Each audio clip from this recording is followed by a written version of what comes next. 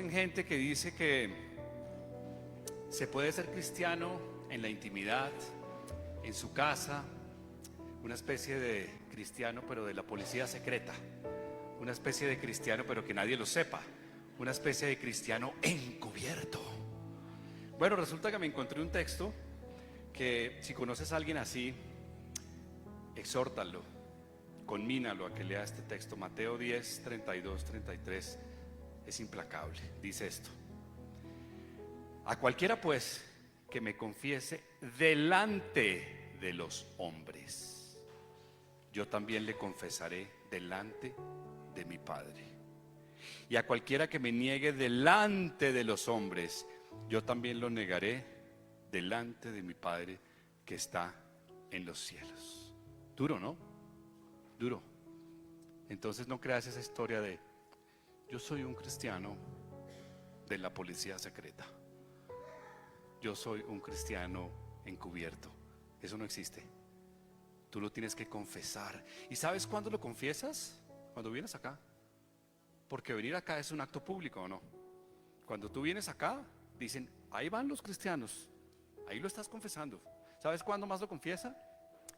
Lo que decía Marisa al comienzo. Tú sabías que el bautizo no es para salvación. Tú eres salvo por gracia, no por obras. Pero el bautizo o el bautismo es un acto público de tu profesión de fe. Cuando tú te bautizas, estás diciendo públicamente: soy esto, creo en esto. Entonces no puedo más que hacer una publicidad adicional a lo que dijera Maritza más temprano. No puedes ser alguien que sigue a Cristo de forma secreta, porque Él no te va a confesar delante del Padre. Muy bien, ahora sí pasemos a temas que nos ocupan en la mañana de hoy. Yo siempre sufro con este clicker es el clicker del enemigo. ¿Tú le das? Dale. Muy bien. Hoy elegí un tema que se llama Sin Dios ni ley. Incluso estuve debatiéndome entre si promocionarlo de una manera un poco más agresiva, más fuerte, poniendo como esos hombres del antiguo oeste encapuchados que dice se busca, wanted, recompensa, sin Dios ni ley. Pero Maris me dijo, no, sé un poco más serio. Entonces yo prefiero irme por el camino más serio. Hoy vamos a estar hablando del capítulo 19 de Jueces, del capítulo 19 de Jueces, y casi que no nos vamos a salir de ahí. Habrá 3 o 4 incursiones que yo haré furtivas en algunas otras escrituras, pero quiero que te quedes en el capítulo 19 de Jueces.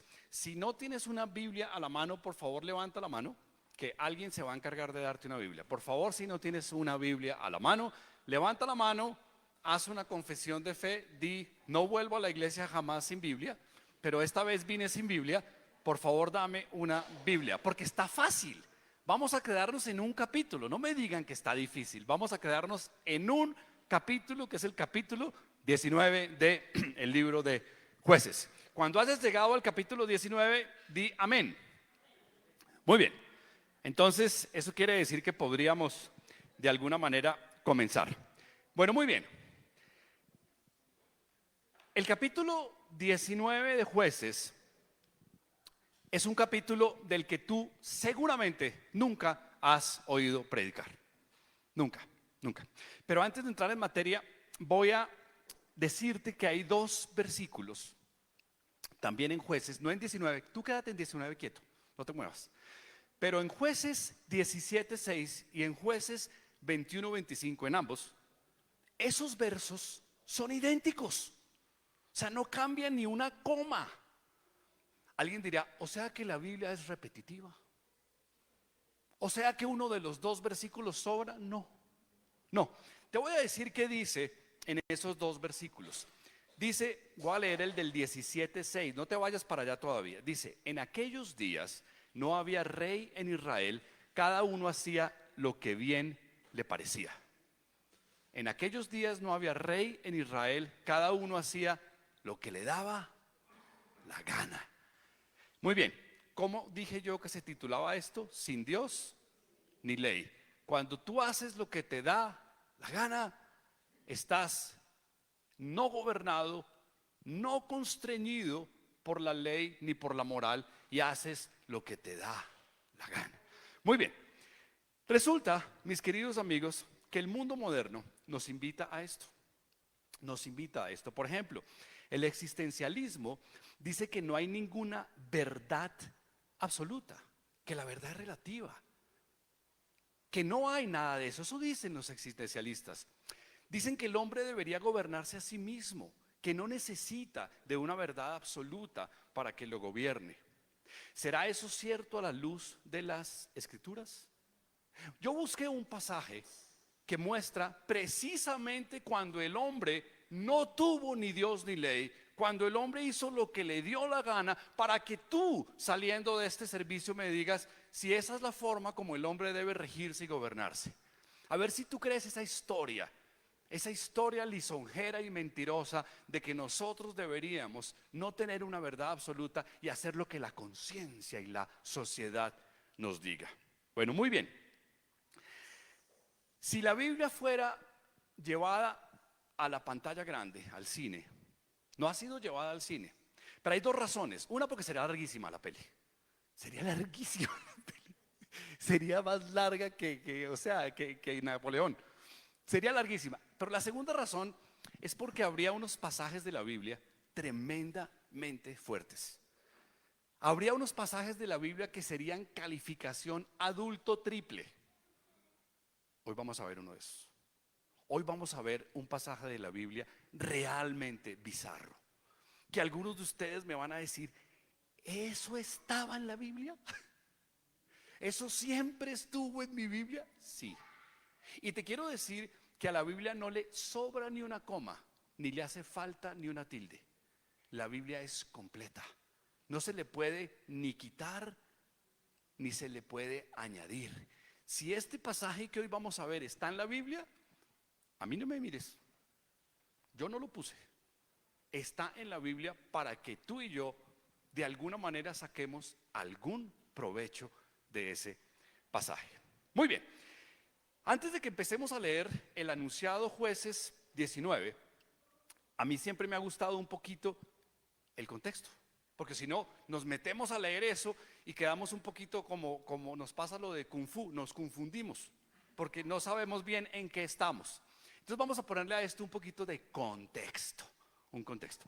¿Ustedes se acuerdan que cuando la tierra prometida es conquistada, se acuerdan que Moisés sale, acompaña a la tierra por el desierto, pero recuerden que Moisés no entra en la tierra prometida? Hay una razón ahí muy importante. Después un día predicamos de eso. Hablamos de lo que pasó en esa roca con esa agua. Después hablamos un día de eso. Pero Moisés, long story short, larga historia corta, Moisés no entra.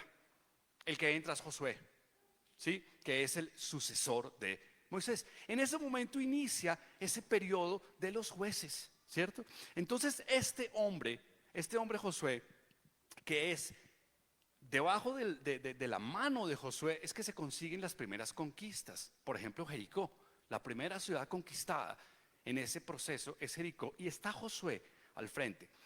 Pero ese ciclo dura muchos años después de Josué.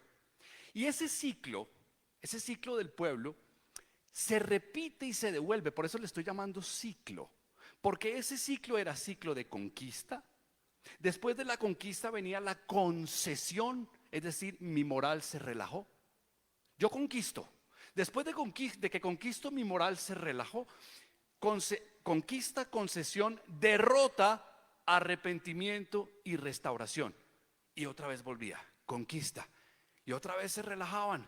Y otra vez venía la derrota. Y otra vez el pueblo se arrepentía. Y otra vez Dios tenía misericordia y los restauraba. Y vuelve y juega. Si usted leyera el libro de Jueces completico, se va a dar cuenta que esa historia se repite. Yo creo, aunque no lo dice, así como de pronto lo dijo la maestra más temprano, pero yo creo que el libro de Josué fue escrito por Samuel, no sé. Hay algunos teólogos que dicen que así fue. Parece. Pero ese ciclo se repite. Y resulta que si lleváramos ese ciclo a la vida moderna y lo trajéramos acá, hace poquito, donde yo trabajo, fuimos unos de los patrocinadores para traer a México a un personaje que es muy conocido en el mundo como una especie de coach, como una especie de gran gurú de la autoayuda, y se llama Anthony Robbins. Anthony Robbins es probablemente el más conocido en el mundo de esto. Bueno, unos amigos y yo trabajamos muy duro. Ellos trabajaron mucho más que yo contribuí menos, pero ellos trajeron a ese personaje y yo puse muchos asistentes en ese lugar. Y Robbins, ahí en la Arena Ciudad de México, llena, dijo esto, y me acordé del libro de Jueces. Robbins dijo: la sociedad tiene un ciclo, porque los tiempos difíciles producen gente trabajadora, ¿o no? Cuando los tiempos son duros, la gente es trabajadora. Y la gente trabajadora finalmente se vuelve próspera. ¿Sí ven el ciclo? Tiempos difíciles, gente trabajadora, prosperidad. Y cuando nos volvemos prósperos, son las épocas de las vacas gordas, ¿cierto? Y de los tiempos buenos. Y entonces nos relajamos y producimos gente perezosa, hijos maleducados. ¿Y qué le pasa a los hijos maleducados? Se vuelven pobres. ¿Y qué le pasa después de que son pobres? Se vuelven tiempos difíciles. ¿Y qué pasa con los tiempos difíciles? Producen gente trabajadora. ¿Sí me entiende él? El ciclo.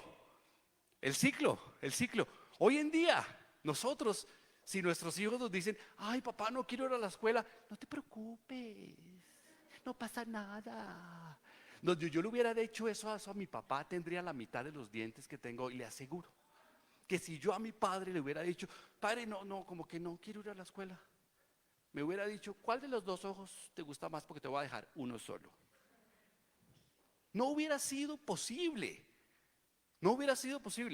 Pero conseguimos prosperidad y nos relajamos y producimos gente débil. Y entonces esa generación la pasa mal. ¿Ustedes sabían que las grandes fortunas de México son primera generación? En el mundo también, las grandes fortunas son primera generación, la segunda generación la dilapida y la tercera ni existe ya. Las grandes fortunas son self-made, hechas por una persona, y cuando la generación que sigue ya hay algunas poquitas que duran. Las que son muy grandes de pronto duran unas generaciones. Las otras platas, todas esas platas se acaban. ¿Por qué? Por este ciclo que les estoy explicando. Muy bien, entonces creo que estamos suficientes en contexto. Los jueces eran así, y el pueblo de Israel iba y conquistaba. Dios le decía: haz esto, y hacían la mitad. Dios le decía: destruye todo esto, mata todo esto y no te quedes con nada, y no hacían eso y se quedaban con un poquito, como pasó con Saúl. Y todo eso siempre pasaba. Relajaban la moral y después venía la derrota, eran derrotados. Y después de derrotados: Dios, por favor. Y otra vez Dios, lleno de misericordia, les extendía la mano y volvía al ciclo. Muy bien, entonces ahora sí, por favor, vámonos a el capítulo 19, versículo 1, y vamos a empezar a leer juntos. Esto ya lo leímos y vamos a empezar a leer juntos. Aquí dice, muy bien, dice Jueces 19: en aquellos días, cuando no había rey en Israel, fíjese que repitió eso, en aquellos días cuando no había rey en Israel, hubo un levita que moraba como forastero en la parte más remota del monte de Efraín, el cual había tomado para sí mujer concubina de Belén de Judá. Paren ahí, porque la historia es larga. Paren ahí. Primera cosa que quiero resaltar: ¿el hombre qué era? Era un levita, ¿o no? ¿Quiénes son los levitas? Los descendientes de la tribu de Leví. ¿Qué función tenían? El sacerdocio. Las funciones del tabernáculo eran de ellos. Por eso no había una zona de Israel que una tierra fuera para ellos, porque ellos se encargaban. El ministerio de los levitas se encargaba del tabernáculo, de todo lo que en la liturgia del pueblo se necesitaba que alguien hiciera. Entonces, ¿de dónde cree usted que viene una de las razones del diezmo? Una de las razones del diezmo es que una de las tribus no podía trabajar secularmente. Necesitaba, porque también comían, así como usted y como yo. Los levitas también comían. tacos al pastor. Entonces había que darles dinero. Entonces de ahí viene uno de los principios fundamentales del diezmo, de que había levitas. Pero no nos vamos a quedar ahí. Lo que quiero resaltar es que si estaba encargado de las funciones de la tribu de Leví, ¿cómo se le ocurre a este compadre tener concubina? ¿Me entiende? ¿Cómo se le ocurre? Es como si Víctor es el director de Alcohólicos Anónimos y es el más borracho de todos. O sea, resulta raro, resulta extraño que preciso el levita tenga una concubina. Entonces, meta eso en su cabeza. En la ley de Moisés, en Génesis 2:24, decía: dejará el hombre a su padre y a su madre y se unirá a una mujer. Mi Biblia dice una, la suya dice unas. Una. La mía dice una. Entonces en la ley de Moisés era claro que la mujer era una. Por allá más adelante en Deuteronomio, cuando se decían las calidades de los reyes, ¿qué debía tener un rey? Decía Deuteronomio 17:17, ni tomará para sí muchas mujeres para que su corazón no se desvíe. ¿No se acuerda lo que le pasó a Salomón? ¿Y dónde terminó el corazón de Salomón? Porque no tuvo una, sino que tuvo ¿cuántas? Un chorro. Entonces, creo que era obvio que la prohibición estaba. Había que tener una. Sin embargo, este hombre tenía una concubina. Ahora, no sean tan agresivos con él. Era una costumbre de la época. Los griegos, más adelante, decían que un hombre tenía que tener 3 mujeres. Tenía que tener un amante para tener buenas conversaciones y entretención. Tenía que tener una esposa para tener descendencia y tenía que tener una concubina para el disfrute sexual. Eso decían los griegos. A mí no me miren, yo no soy griego, yo soy azteca puro. Eso decían los griegos. Muy bien, entonces, ¿para qué era la concubina? La concubina era exclusivamente para el disfrute carnal de los hombres, salvo que su esposa fuera estéril. Si su esposa era estéril, la concubina era una especie como de concubina plus. ¿Sí? Era una especie como de concubina VIP. Pero la escritura no dice que este fuera el caso. Esta era una concubina para lo que usted está pensando, básicamente. Muy bien. A pesar de que sucede no solo con este levita, sino con otros, déjeme decirle algo. Nunca en la Biblia el fruto de la relación con una concubina ha sido bendecido por Dios. Nunca. Mire, ¿se acuerda lo que pasó con Ismael? ¿A usted le parece bonito lo que está pasando hoy en la Franja de Gaza? ¿Usted cree que eso comenzó ahorita, hace 5 años con CNN? No, eso empezó desde allá. Empezó porque hubo el fruto de una relación que no era con su esposa. ¿Se acuerda lo que le pasó a David con Betsabé? ¿Se acuerda que cuando se enamoró de Betsabé tuvo un hijo? ¿Y usted cree que ese hijo anda por aquí merodeando? No, ese hijo caput, porque nunca Dios bendice el fruto de una relación con una concubina. Muy bien, pero sigamos, que esta historia empieza a ponerse buena. El clicker es bastante malo, pero la historia es muy buena. Muy bien. Y su concubina le fue infiel y se fue de él a casa de su padre. ¿Me están siguiendo? Estamos en el 2. A Belén de Judá, y estuvo allá durante 4 meses, y se levantó su marido y la siguió para hablarle amorosamente y hacerla volver, y llevaba consigo un criado, un par de asnos, y ella le hizo entrar a la casa de su padre. Entonces imagínense la escena.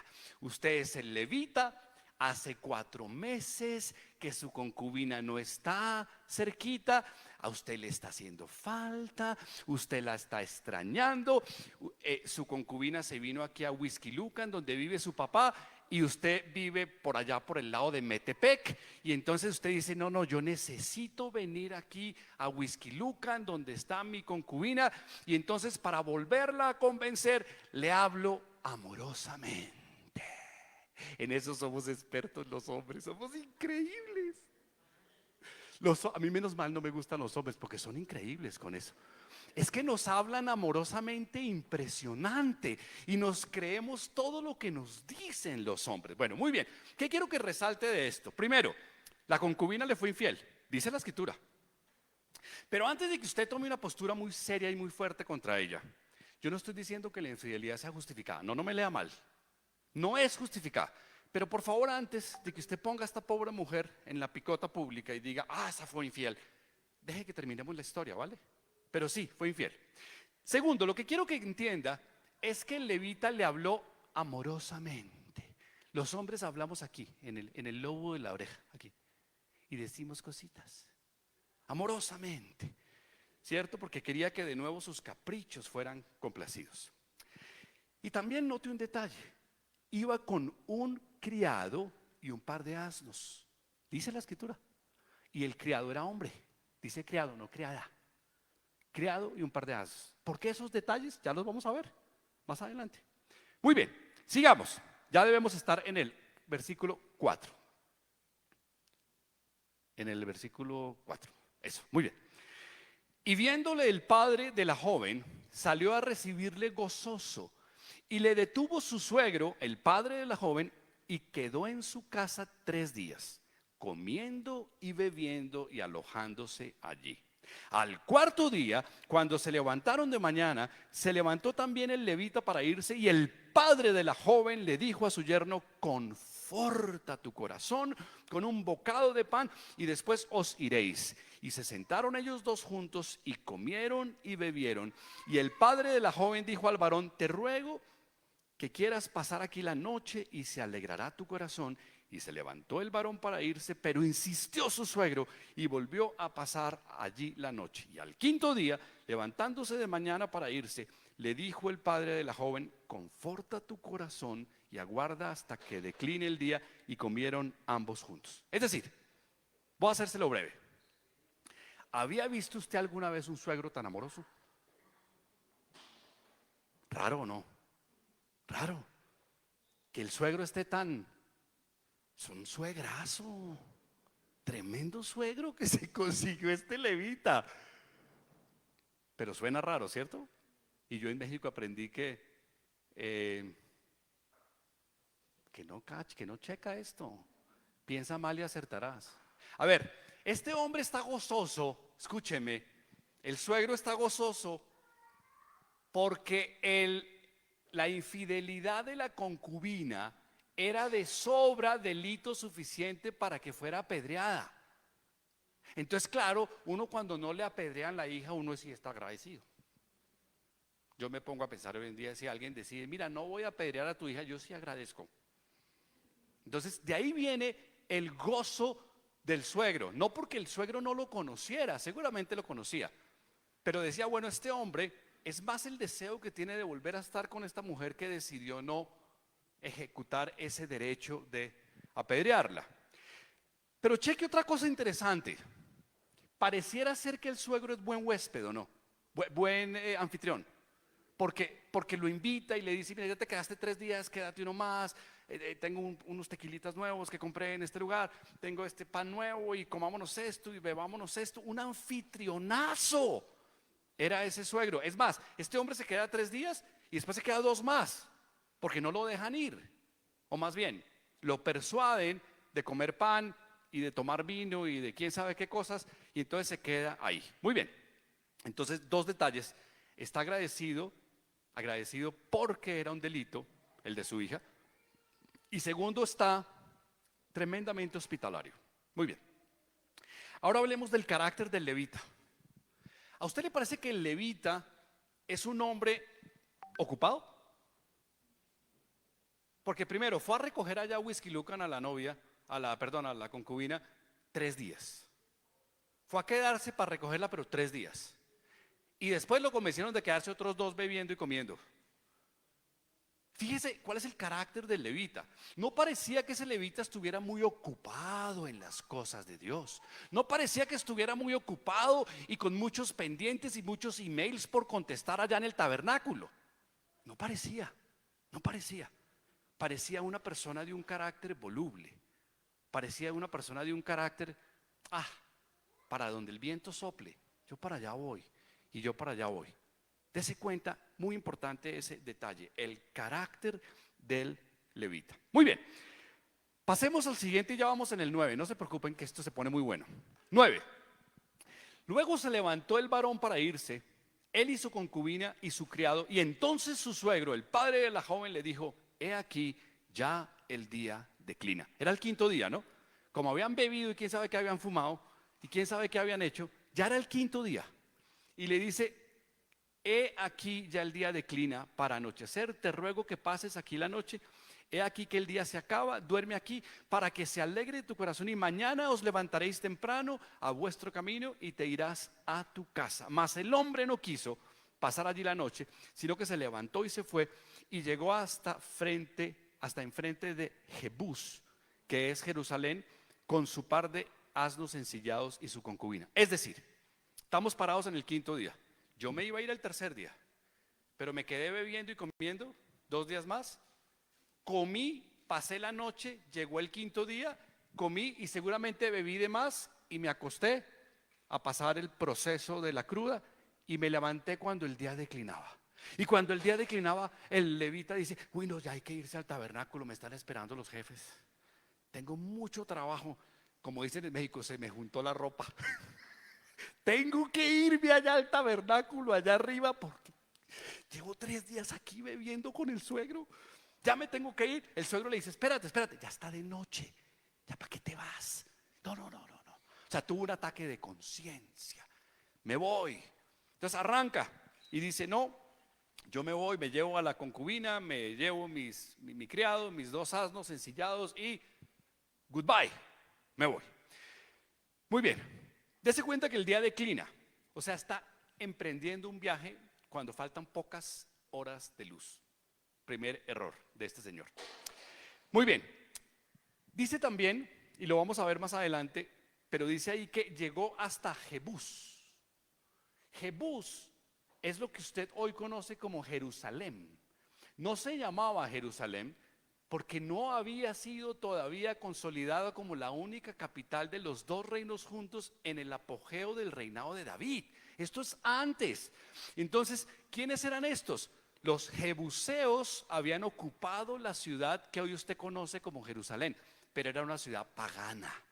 Era una ciudad pagana. Entonces iban pasando por el camino. Enfrente estaba Jebús, que hoy es Jerusalén. El criado le dice: óyeme, la tarde son, hay que ir a dormir allá. Y él le dice: ni de riesgos. ¿Cómo voy a dormir yo en una ciudad pagana? No, yo espero hasta llegar a una ciudad donde están mis hermanos. ¿Cómo voy a quedarme en este templo de hinduistas que está acá? No, yo me quedo con mis amigos de Unidos. Yo me quedo con mis amigos cristianos. Yo no me voy a quedar con esos paganos. Entonces sigamos leyendo. Pasemos al verso 11. Sigamos leyendo. En el verso 11 dice: y estando ya junto a Jebús, el día había declinado mucho, y dijo el criado a su señor: ven ahora y vámonos a esta ciudad de los jebuseos para que pasemos en ella la noche. Y su señor le respondió: no iremos a ninguna ciudad de extranjeros que no sea de los hijos de Israel, sino que pasaremos hasta Gabaa. Y dijo a su criado: ven, sigamos hasta uno de estos lugares para pasar la noche en Gabaa o en Ramá. Pasando pues, caminaron, y se les puso el sol junto a Gabaa, que era de Benjamín. Y se apartaron del camino para entrar a pasar allí la noche en Gabaa, y entrando se sentaron en la plaza de la ciudad, porque no hubo quien los acogiese en casa para pasar la noche. Muy bien, de ahí hay varias cosas que resaltar. Gabaa era una ciudad de los israelitas. Usted se acuerda que el pueblo, esa zona había sido poblada por los descendientes, las tribus, y una de las tribus era la tribu del Benjamín, de los que venían del linaje de Benjamín. Bueno, Benjamín, que era uno de las 12 tribus, Benjamín se le había dado esa área. Ellos habían repartido toda esa zona del Medio Oriente que hoy conocemos como lo que es Israel, Jordania, Palestina, etcétera. Todas esas zonas habían sido repartidas. Y este pedazo en particular era de los benjamitas, de los descendientes de Benjamín. Muy bien. O sea que eran israelitas. Él dijo, si yo siguiera adelante, llego a esta ciudad y ahí estoy en tierra conocida. Son hijos de Benjamín, estos son amigos nuestros. Tuvo un error de cálculo, ahora lo veremos. Pero el otro detalle interesante es que al final del verso 15 dice, no hubo nadie que los acogiese. No hubo nadie que los acogiese. Bueno, mis queridos amigos, eso es extremadamente extraño hoy en día. Y lo era aún más en esa época. ¿Por qué cree que el autor de Jueces nos hizo tanto énfasis en que el suegro era hospitalario? Porque era la costumbre. La costumbre de la gente del Medio Oriente es darte su casa totalmente, ofrecerte su casa sin ambajes, sin limitaciones. Hoy sigue siendo la costumbre. En esa época era mucho más fuerte, pero hoy sigue siendo. ¿Quiénes son los que no ofrecemos la casa? Los occidentales. Nosotros somos los que no ofrecemos la casa. Y a veces no dejamos, bueno, salvo Tete, que es generosísima, y entramos a su casa y hacemos unas cosas deliciosas, comidas deliciosas, pero no es costumbre entre nosotros ofrecer la casa como sí lo era en el Medio Oriente. Entonces, fíjese que eso es extraño. Y eso estaba hablando de lo apartados que estaban la tribu de Benjamín de las costumbres de la época. Estaban apartados de las costumbres de la época. Bueno, muy bien. Pasemos a el 16. Gracias. Dice, y he aquí un hombre viejo que venía de su trabajo del campo al anochecer, el cual era del monte de Efraín y moraba como forastero en Gaba, pero los moradores de aquel lugar eran hijos de Benjamín. Y alzando el viejo los ojos, vio a aquel caminante en la plaza de la ciudad y le dijo, ¿a dónde vas y de dónde vienes? Y él respondió, pasamos de Belén de Judá a la parte más remota del monte de Efraín, de donde soy, y había ido a Belén de Judá, mas ahora voy a la casa de Jehová, y no hay quien me reciba en casa. Nosotros tenemos paja y forraje para nuestros asnos, y también tenemos pan y vino para mí, para tu sierva y para el criado que está con tu siervo. No nos hace falta nada. Y el hombre anciano dijo, paz sea contigo, tu necesidad toda quede solamente a mi cargo, con tal de que no pases la noche en la plaza. Y los trajo a su casa y dio de comer a sus asnos, y se lavaron los pies y comieron y bebieron. Entonces, ¿quién le dio posada al levita? Un extranjero. No era de Gaba, era de Efraín, de donde el levita vivía. Entonces no le dio posada a alguien de ahí, le dio posada a un hombre viejo extranjero. Nótese que este hombre levita le dice, ¿sabes? No necesitas nada. Yo tengo forraje, yo tengo comida, yo tengo vino, yo tengo pan, yo tengo asnos, yo tengo todo. Solo necesito un techo y un lugar donde guarecerme, pero yo no necesito recursos. Y este hombre dice, no, no, no, no, no. Sea toda la necesidad tuya puesta sobre mí, yo voy a ser tu anfitrión. Entonces hasta ahí uno dice, bueno, qué bueno que apareció el extranjero y que se salvó este pobre levita. Tan bueno que era el levita, tan amable que era, qué bueno que se salvó y le dieron posada, y hasta ahí la historia está muy bonita.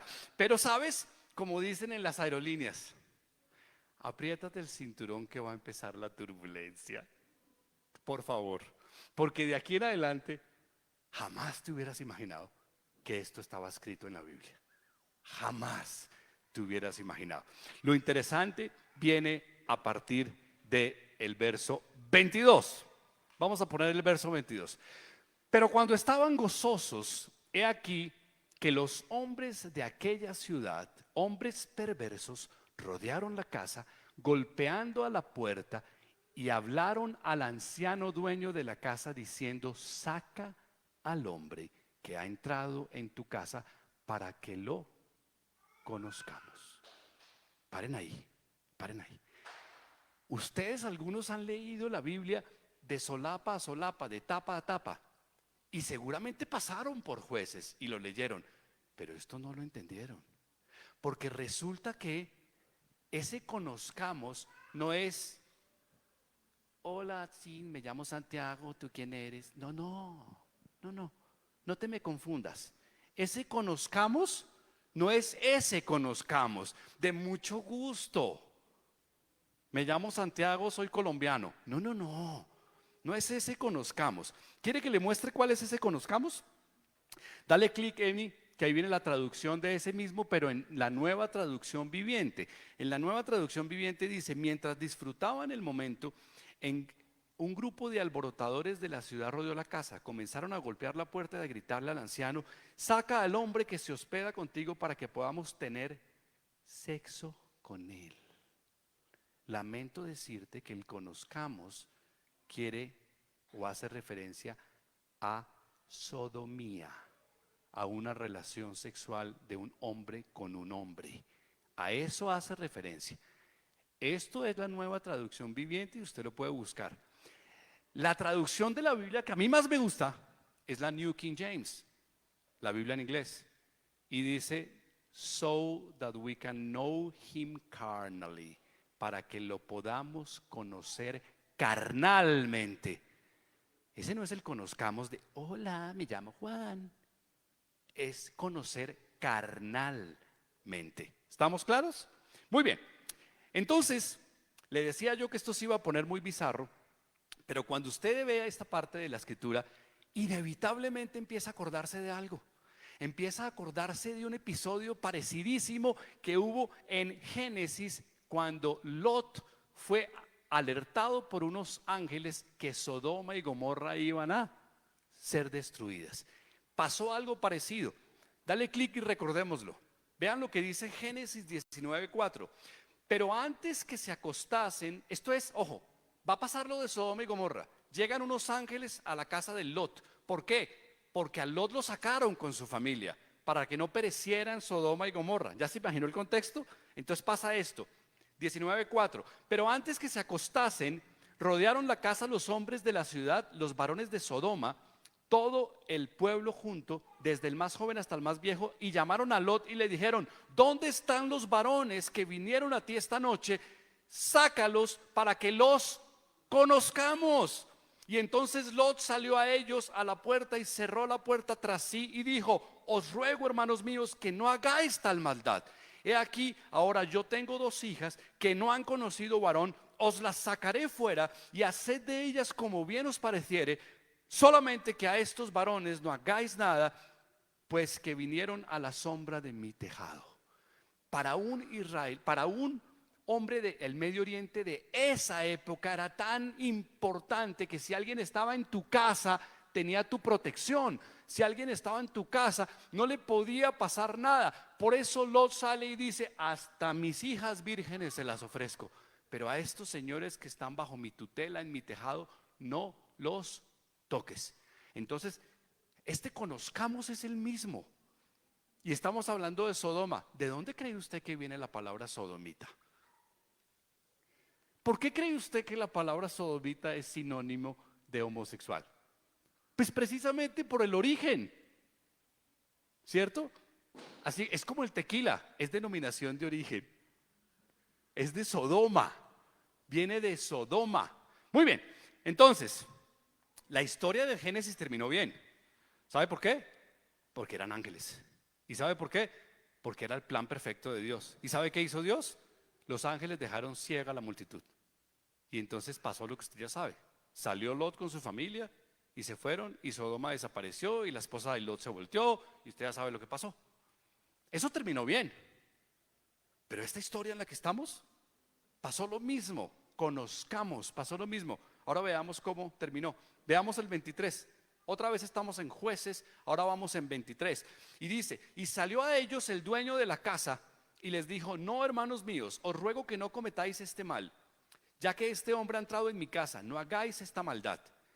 He aquí mi hija virgen y la concubina de él, yo os las sacaré ahora, humilladlas y haced con ellas como os parezca, pero no hagáis a este hombre cosa tan infame.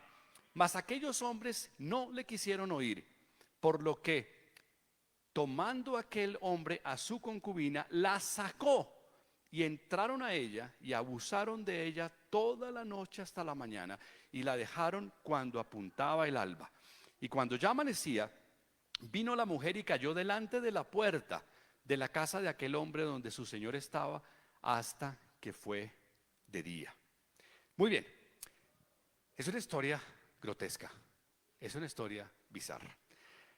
El hombre viejo, que también era de Efraín, trata de salvar la situación. Dice, aquí hay una hija mía virgen, aquí está la concubina de esta, se las mandamos, ustedes hacen lo que quieren, ¿sí? Pero no le hagan a este hombre lo que ustedes quieren hacerle. Pero eso sí, este levita, ni corto ni perezoso, toma la iniciativa y automáticamente agarra a la concubina y le dice, ahí les va, hagan con ella todo lo que les parezca. Muy bien, entonces aquí la pregunta que yo tengo ¿es ese mismo el hombre que habló amorosamente a la concubina para que volviera? Ese mismo hombre que te habla a ti amorosamente, ¿será capaz de hacer una cosa así en algún momento? ¿Cómo es posible que alguien que hable amorosamente a su pareja en la primera oportunidad en donde su pellejo está en juego, la entrega para que la usen? Nos parece impensable hoy. Hoy eso parece impensable, eso no podría pasar hoy. Pero, ¿por qué esta historia está acá en la escritura? Porque resulta que la relación tuya con tu novia o tu pareja o tu esposa es una relación que está ilustrada en la escritura con Jesús y la iglesia. No está puesto por casualidad esto en la escritura. ¿Qué hizo Jesús? ¿Qué hizo Jesús cuando sí tuvo su pellejo? Porque Jesús fue 100% hombre y 100% Dios, las dos cosas. Si no lo entiende, después hablamos de eso. Pero fue las dos cosas. Tenía pellejo que le dolía como a ti y como a mí. Y cuando su pellejo estuvo en juego, ¿acaso él agarró a los demás y los entregó? ¿O entregó él su pellejo? Entonces, la actitud del levita y la actitud de Jesús son bien diferentes cuando se trata de proteger a tu esposa. Son bien diferentes. La otra cosa interesante que quiero resaltar de esta parte es que cuando el alba despunta, la concubina llega delante de la puerta y cae. Yo me imagino esta escena. Yo casi que me imagino esta escena.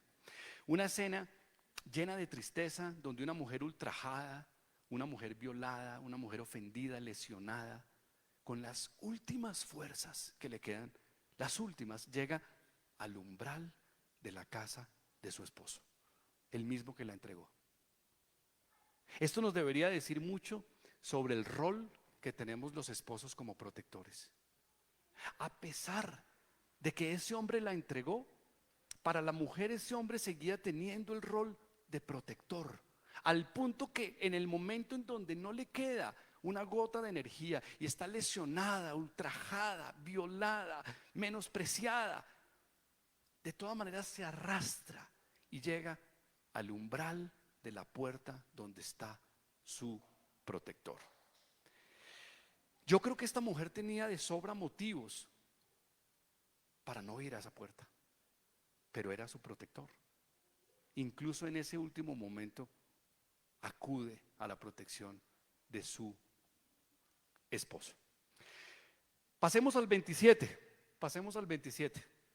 Y dice aquí, y se levantó por la mañana su señor y abrió las puertas de la casa y salió para seguir su camino. Y he aquí, la mujer su concubina estaba tendida delante de la puerta de la casa con las manos sobre el umbral.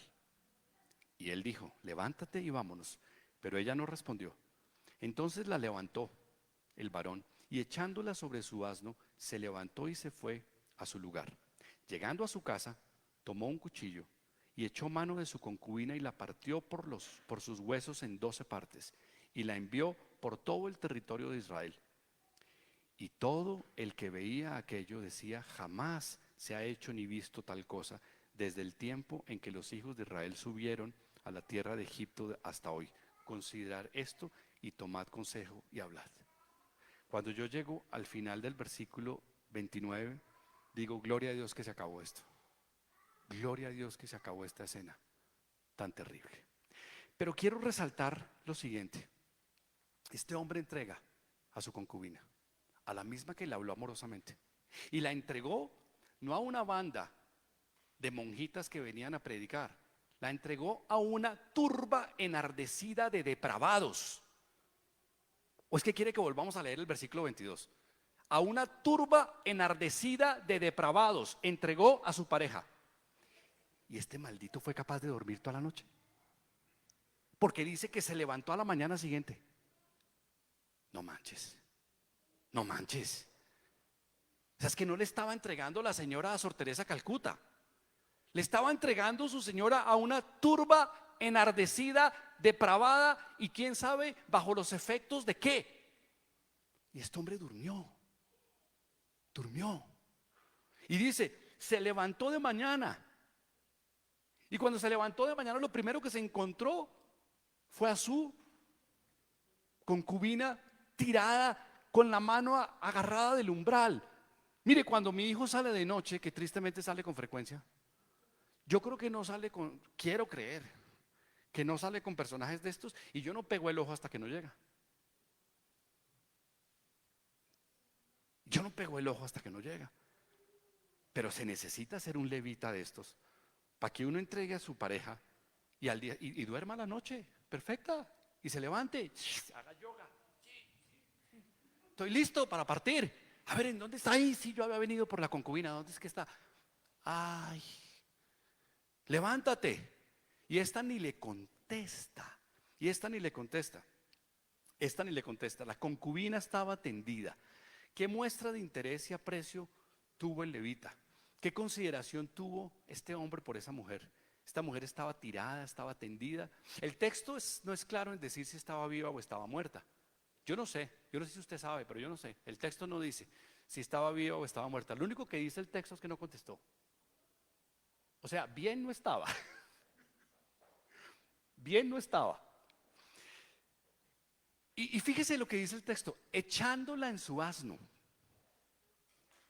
Echándola en su asno, no manches. O sea, si uno ama a una persona y le pasa esto, uno se queda sentado en el umbral, consintiéndola y enjugando sus lágrimas y tocándole el pelo y diciéndole que esto no va a volver a pasar. No, la echó en el asno. No parece haber un atisbo de arrepentimiento en este hombre. La levantó como si fuera una cosa inservible y la llevó, y no la llevó en su regazo, no le limpió las lágrimas,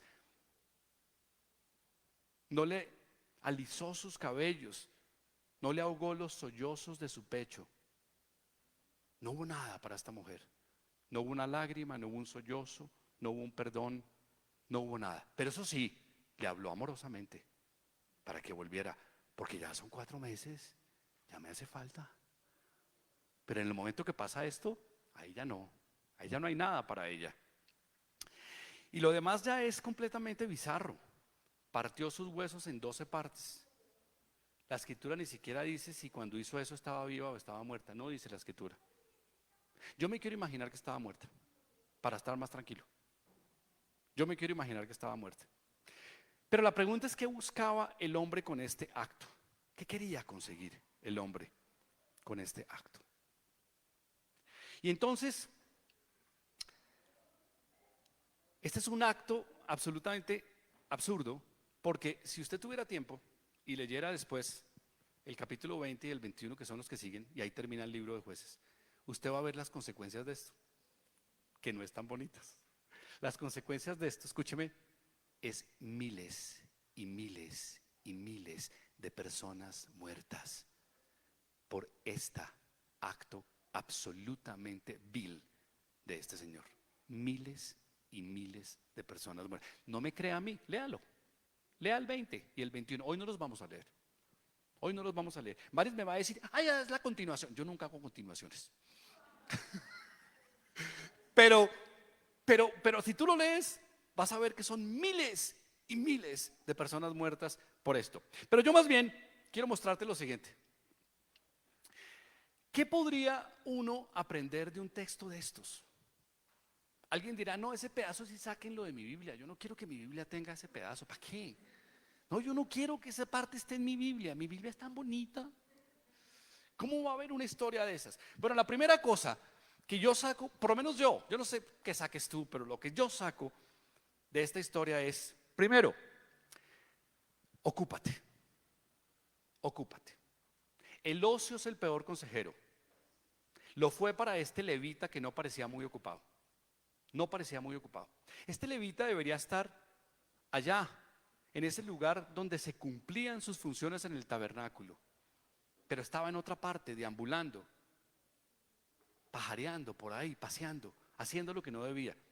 ¿Usted se acuerda que un día hubo una guerra y David, en lugar de estar en la guerra porque era un militar probado, consumado, no fue a esa guerra y estaba en Levantadora? Él creía que él era el fundador de Playboy y estaba en Levantadora caminando por la terraza del palacio un día, David. Y claro, pues allá de cerquita ya vio una chica bañándose. Pero ¿dónde empezó todo? ¿Dónde debería estar David? En la guerra. Y estaba haciendo otra cosa. ¿Dónde es que el ocio nos malaconseja? Cuando estamos haciendo lo que no tenemos que hacer. ¿Cuándo te vuelves presa del alcohol? ¿Cuándo caes en las garras de la pornografía? ¿Cuándo caes en la infidelidad? ¿Cuándo caes en todo? Cuando estás desocupado. La primera enseñanza de esto es: no permitas estar desocupado. Cuando tú te eches esas maratones de Netflix, ese es el comienzo de algo muy malo. Porque parte de tu cerebro está viendo Netflix, pero la otra parte de tu cerebro, porque no se necesita mucho cerebro para ver Netflix, créame, el otro pedazo, el 99.4% de su cerebro no está viendo Netflix, está rumiando estupideces y viendo qué voy a hacer y qué voy a hacer.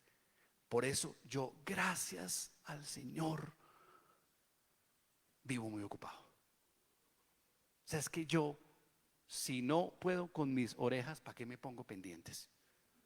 Vivo ocupadísimo, gracias a Dios. Mi consejo para ti es: ocúpate.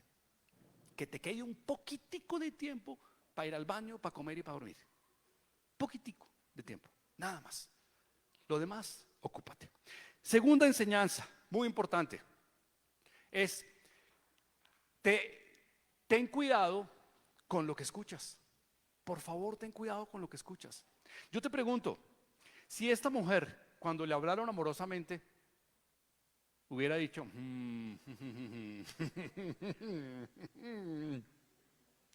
no estoy muy de acuerdo, ¿hoy estaría dividida en 12 partes? Ten cuidado. Ten cuidado en lo que escuchas. Ten cuidado en lo que escuchas. Mira, esta mujer la tenía muy clara. Había dejado a este marido, y había dejado a este marido porque seguramente este marido tenía cientos de méritos para que lo hubieran dejado. Pues ya te diste cuenta la calidad de personaje que era. Ahora bien, yo no creo que haber sido infiel fuera bueno. No estoy justificando la infidelidad. Pero lo que sí me queda claro es que esas palabras dulces del levita eran palabras de engaño y fueron el principio de su desgracia. Entonces, ¿cuántas personas se te están acercando con palabras dulces? ¿Cuántas personas te están diciendo, es solo una fumadita, no pasa nada, todos lo han hecho, es solamente un traguito, ven, pásale, mi casa está sola, no va a pasar nada, tú te sientas allá y yo acá, no pasa nada. ¿Estoy hablando solo de cosas que he vivido yo, o esta iglesia toda es pura y no le ha pasado nunca nada? Así empieza, así empieza. Todas las palabras amorosas vienen de otro, y ese no es Dios.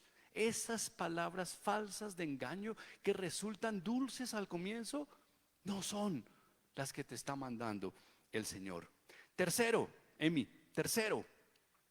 muy importante, ¿qué estás dispuesto a hacer tú por tu fe? Este levita, cuando vio el pellejo, dijo, tome la concubina. Se le tiene, agarre la concubina, pero a mí déjeme tranquilo. Tan sacrificado, ¿no? Qué hombre tan sacrificado. Soltó la concubina en las primeras. no plantó cara y no se puso firme. ¿Y tú con tu fe? ¿Y tú qué haces? Cuando hay que defender tu fe, ¿tú qué haces? Cuando la gente ignorante dice que eso que está pasando en Palestina es absolutamente equivocadísimo, porque es que los judíos le quitaron la tierra a los palestinos y que entonces judíos malditos cuando todo eso, cuando tú escuchas todo eso, ¿te quedas callado? Cuando tú escuchas decir, pero las religiones todas son las mismas, pero ¿por qué me vienes tú a decir que el Dios en el que tú crees no es el mismo del Buda, no es el mismo de Zoroastro, no es el mismo del hinduismo, no es el mismo? Tú te quedas callado. Y cuando alguien de tu familia viene y te dice, fulanito decidió que no va a emprender una relación, pero con alguien de su propio género, su propio sexo, ay, no pasa nada, el mundo es moderno, ¿no viste la película Barbie? No. ¿Qué haces tú? ¿Te quedas callado? ¿O sacas la espada y esgrimes los argumentos de tu fe? Porque claro, es más fácil quedarse callado, pero ahí eres el cristiano de la policía secreta. Ahí eres el cristiano de la policía secreta. O si tu pareja llega y te dice, ay, estamos un poquito agotados, ¿qué te parece si hacemos pareja abierta ahora? Y yo me voy unos años con otro y contigo, y tú te vas otros años con otro. Y tú, ay, pues sí, qué moderna eres, fíjate, qué maravilla. Ahí estás esgrimiendo los argumentos de la fe en la que crees. Ahí estás siendo igualito al levita. Igualito al levita. Cuando tu pellejo estuvo en juego, sacaste y pusiste a la concubina y no te comprometiste. ¿Cuál de los apóstoles? ¿Cuál de los 12? ¿Cuál de los 12 murió en un spa en Cancún? ¿Cuál? ¿Cuál de los 12 murió en un spa en Cancún? ¿Acaso todos no fueron muertos con muertes violentas excepto Juan? Y no porque Juan, es decir, ¿no le echaron una olla caliente a Juan? Y esos eran los seguidores, los apóstoles. Pero claro, tú quieres que tú sigues a Cristo, pero tú sí quieres una vida miel sobre hojuelas. Ay, yo quiero ser cristiano porque nadie me diga nada, ¿no? Yo sí quiero ser cristiano, pero no, yo no me voy a meter en discusión. A mí no me gusta la polémica. Yo soy cristiano, pero de low profile. Yo no digo nada. Bueno, ese era el levita. Ese era el levita. Cuarto, y no se preocupen que son solo 5, todo puede ser peor. Yo creo que tú no habías oído una historia más grotesca en la Biblia, y sucedió porque no había ni Dios ni ley, porque en Israel todo mundo hacía lo que le daba la gana. ¿Y por qué pongo esto? Tú estarás pensando, no, es que yo ya estoy demasiado mal, yo más mal no puedo estar. Es que ya me pasó esto y ya me pasó esto y ya me pasó esto. Es que a mí ya me cargó el payaso y me dejó caer. Es que yo ya estoy muy mal. No, puedes estar peor. Siempre puedes estar peor si no te aferras al Señor. Siempre puedes estar peor. Esta gente, usted no se imagina lo que pasó en el capítulo 20 y 21. Léalo. Léalo cuando tenga tiempo. Eso es mejor que Netflix. Lea el 20 y el 21 para que usted vea que todo puede estar peor. Y finalmente, el quinto, el quinto, no es tuya la justicia. ¿De dónde sacó el levita?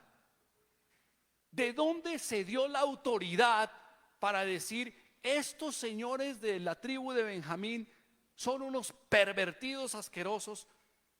Yo voy a decirle a las demás tribus que vengan a acabar con esta tribu, porque es que le hicieron esto a mi concubina que yo tanto quería, que yo tanto amaba, a mi concubina preferida. 4 meses sin ella y vine a buscarla aquí a Huixquilucan. Y entonces resulta que la desprezó 12 partes y mandó una mensajería de estafeta a cada una de las tribus de Israel para que tomaran conciencia de la perversidad de los de Benjamín. ¿Quién le dijo a usted que usted puede tomar la venganza con sus manos? ¿Quién le dijo a usted que la justicia le pertenece a usted? Le voy a recordar que en Deuteronomio 32, 35 dice, mía es la venganza, dice el Señor. Si eso dice el Señor, yo te recomiendo, no le ayudes, no le completes la tarea. La venganza es del Señor, no te corresponde a ti. Y quiero pasar la siguiente lámina para concluir que todo esto pasó porque en estos días no había rey en Israel y cada uno hacía lo que bien le parecía.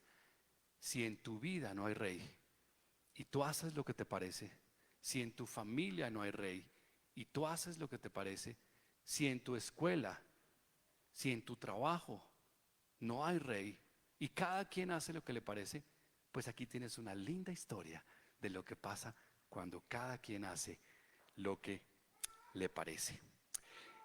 Me gustaría que inclinaras tu rostro y pongamos este momento una oración.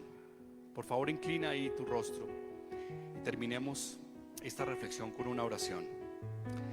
Señor, hoy te pedimos que nos mantengas ocupados, pero que nos tengas ocupados en las cosas del reino, en los asuntos tuyos, Señor, en esos asuntos celestiales, para que estemos lejos del mal consejo, lejos de ese consejo cuya voz es audible únicamente en los momentos de ocio. Manténnos lejos, manténnos ocupados, manténnos laboriosos. Señor, ayúdanos también a discernir cuando esa voz que escuchamos a través de los otros es la voz tuya o es la voz del enemigo vestido de oveja. Ayúdanos, Señor, a distinguir cuando esas palabras dulces y lisonjeras traen veneno, traen engaño, traen perdición, Señor.